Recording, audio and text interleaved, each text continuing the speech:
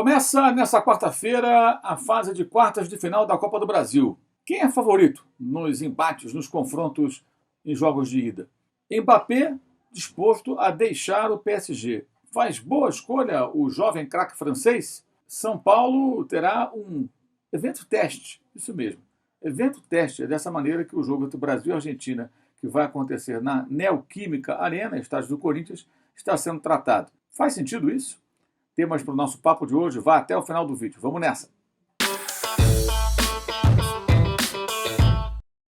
Os jogos que abrem as quartas de final da Copa do Brasil reúnem Atlético Paranaense e Santos, Grêmio, Flamengo, São Paulo e Fortaleza, Fluminense e Atlético Mineiro.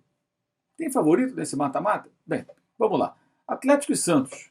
Confronto equilibrado. Os dois times estavam envolvidos também na Copa Sul-Americana até essa semana. O Furacão avançou. O Santos não conseguiu se classificar, foi eliminado pelo Libertad jogando no Paraguai. Está voltado para uma competição especificamente. É bem equilibrado esse confronto. No jogo de ida, favoritismo do Atlético, porque joga em seus domínios no estádio onde costuma conseguir bons resultados, embora tenha perdido para o Corinthians no fim de semana, mas também dias depois do esforço muito grande que fez para alcançar os 4 gols contra a LDU, que o classificou para a próxima fase da Copa Sul-Americana. O Atlético priorizou a Sul-Americana em relação ao brasileiro na semana passada, mas agora, certamente, vai dar prioridade à Copa do Brasil contra o Santos e é o favorito. Grêmio e Flamengo. Nesse confronto, em Porto Alegre, podemos entender até que há um certo equilíbrio, mas com uma tendência para o Flamengo. Por quê? Porque a fase do Grêmio é muito ruim. Em que pese o time tenha conseguido alguns bons resultados em rodadas recentes, o Grêmio já foi eliminado da Sul-Americana, foi eliminado na fase preliminar da Copa Libertadores, habitou ali a zona de rebaixamento desde o começo do Campeonato Brasileiro, vive um momento muito difícil do Grêmio. O Felipão voltou, tenta fazer o time reagir, mas o Flamengo tem um time melhor, momento melhor, e jogando sem público, né, no gramado do estádio do Grêmio, da arena do Grêmio, o Flamengo me parece que é o favorito. São Paulo e Fortaleza, por sua vez, é um confronto que reúne o Fortaleza com um elenco mais modesto, mas jogando melhor, contra o São Paulo que joga em casa. Isso acho que dá um cenário de equilíbrio para esse jogo.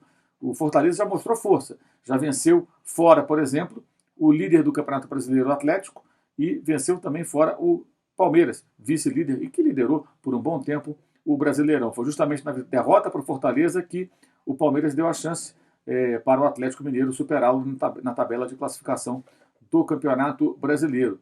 Favoritismo aí? Nesse confronto de ida, eu acho que há equilíbrio. Ao contrário de Fluminense e Atlético Mineiro, que pese também o empate na segunda-feira pelo Brasileiro, entre as duas equipes, jogando em São Januário 1-1, essa partida do Engenhão, acho que o gramado do Engenhão não ajuda muito, né? O gramado até que gerou muitas reclamações durante a Copa América. Mas o Atlético, mais forte, jogando contra o Fluminense, tem favoritismo também nesse confronto.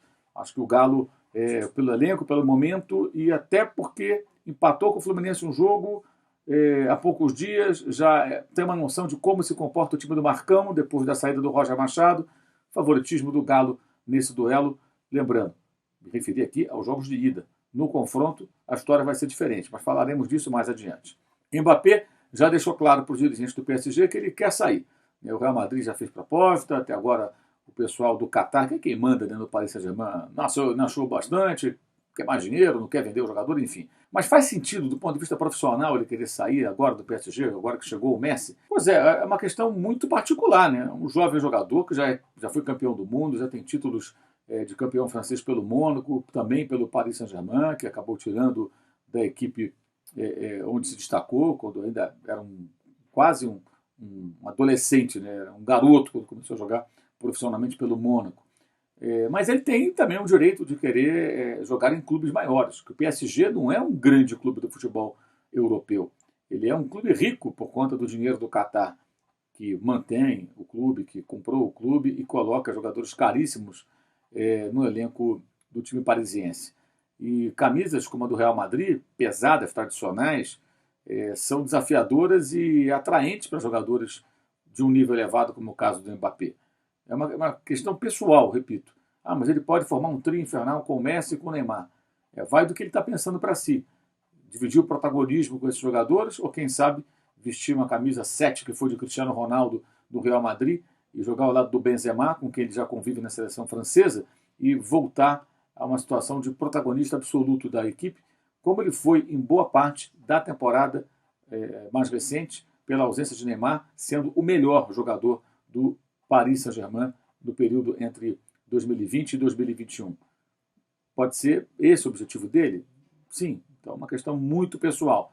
Mas a negociação é muito difícil porque trata-se de um atleta com potencial para ser considerado em algum tempo, especialmente quando o Messi e o Cristiano pararem, depois o Neymar, ou até com o Neymar jogando, ele pode ser visto mais cedo ou mais tarde como o melhor jogador do mundo. Bola para isso ele tem, já tem currículo e títulos pesados.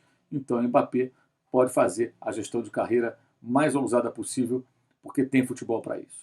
Evento teste, né? Assim que as autoridades daqui de São Paulo, né, Secretaria de Esportes, pessoal da CBF e tal, tratam o jogo entre Brasil e Argentina, que vai acontecer agora pelas eliminatórias da Copa do Mundo no estádio do Corinthians, a Neoquímica Arena. É muito curioso você falar em teste, evento teste, em algo que mexe com uma questão de saúde, né? Como é que é evento teste? Uns podem pegar Covid, outros não. Eu acho a expressão, o termo utilizado, absolutamente inadequado.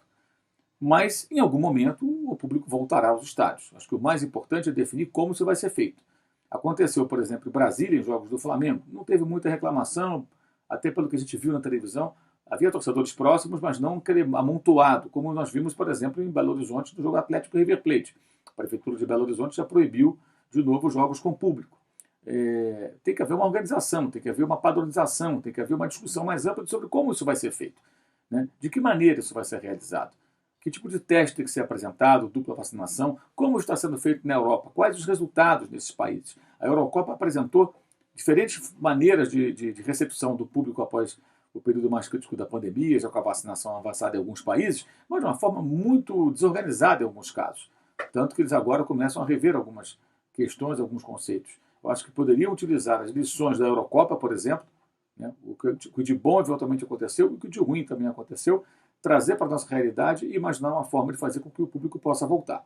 Pouco a pouco, de forma organizada e pensada. Não adianta também falar, não pode voltar, nunca vai voltar. Se esse não é o momento, que não seja agora, mas discutir o chamado protocolo mais seguro para que as pessoas possam voltar me parece razoável. Afinal de contas, a mesma ciência que mandou que todos ficassem em casa é a ciência que manda todo mundo se vacinar. E as pessoas vão se vacinar para quê? Para poder retomar a sua vida normal. Mas se isso não for possível no momento, que seja depois. Mas a discussão ela é importante. Agora, já definir que esse jogo vai ser um jogo com o público em São Paulo e chamando de evento teste, me parece algo estranho e de uma certa falta de habilidade para lidar com o assunto. E é curioso, né? Evento teste, a boa vontade das autoridades acontece justamente quando é um jogo do time da CBF. Os clubes de São Paulo não podiam jogar, o governo de São Paulo foi duro, foi firme em alguns momentos, o Campeonato Paulista até parou, enquanto em outros estados continuava a bola rolando,